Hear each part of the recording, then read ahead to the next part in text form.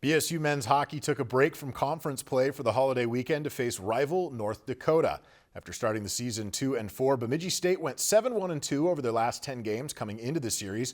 A big reason for the turnaround was the improved special teams play, going from 68% to 89% on the penalty kill and from 18% to 26% on their power play scoring.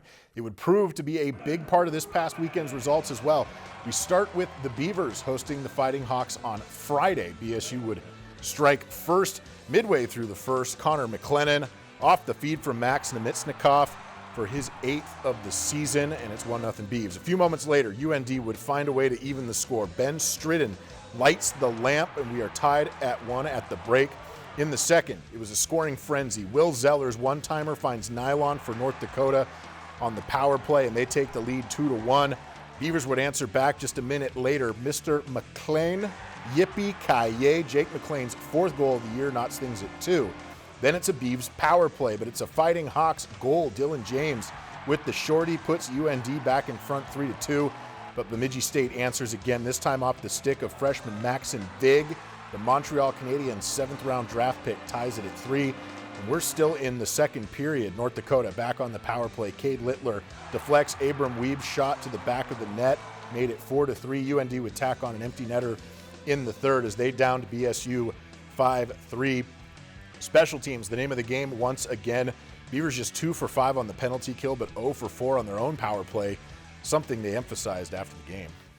I'm not too pumped up about giving up 2 power play goals and giving up a shorthanded goal. That 5-on-5, we were fine. I mean, we got 3 goals 5-on-5. You know, that's what broke our back right there. And yeah, are some of those things fixable? Yeah, they're fixable. But again, the bottom line is we didn't fix them tonight. If we go down a couple, we can get it back. I mean, the key for us is keeping them out of the net. But with this team, like top to bottom, like we can put the puck in the net. So I think it's one of those things where if we can shear up the other side of it, like I know we have the firepower to put them in.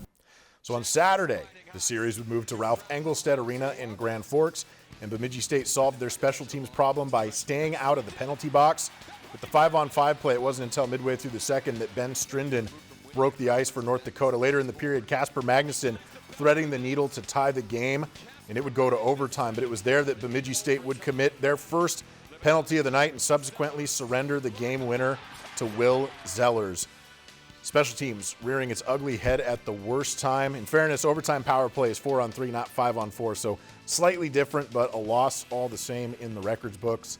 BSU hits the road next week for their final series of the 2025 when they return to CCHA play against Augustana. Sports on Lakeland News is sponsored in part by Paul Bunyan Communications, powered by the Gigazone, one of the largest all-fiber optic gigabit networks in the country with internet speeds up to 10 gig. Lakeland News is a nonprofit news organization. Donate to Lakeland PBS today to support your local news team.